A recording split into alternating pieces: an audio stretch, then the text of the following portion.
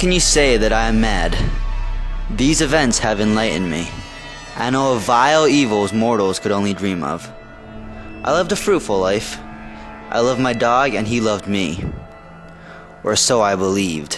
One fateful night, Clyde had abandoned me for good. Oh, the insolence. It was a crisp fall evening. I remember it well.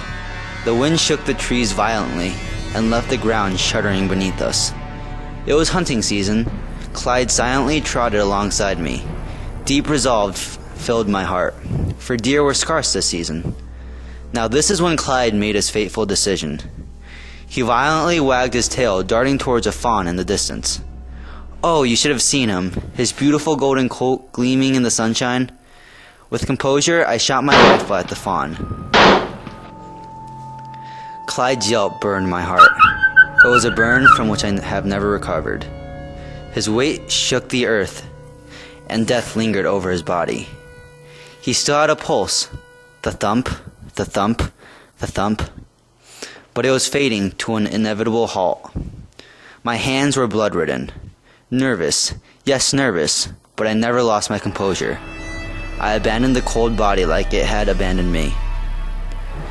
It is impossible to say how, even why it happened, but Clyde's tale entered my thoughts. I was haunted by its tragic beauty, its perpetual movement until the very end. I saw it everywhere, at home, at work, in my dreams. It followed me. I was never so afraid, but my composure was firm. If you still think that I am mad, you will no longer after what I am about to tell you.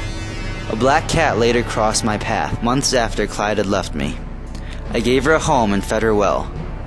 Now this is when my nightmares disappeared. Abner did not wag her tail, but purred gently. Quite a while had passed since Abner's arrival. I went into the kitchen calmly, ready for dinner.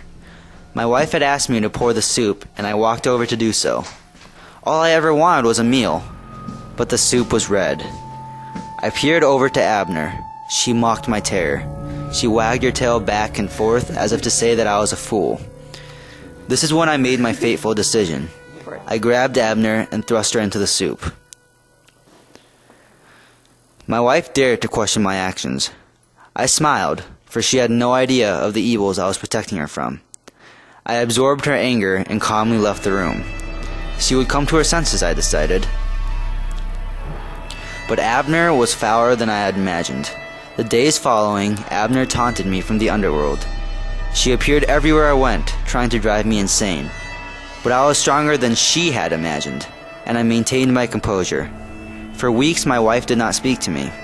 I had been patiently waiting for an apology from that insolent wench. If you still think that I am mad, you will no longer after you learn what my wife's first words were. I need gauze, I cut myself. I walked over nervously, but I was composed. I had full control of the situation. Oh, you should have seen the way I killed her.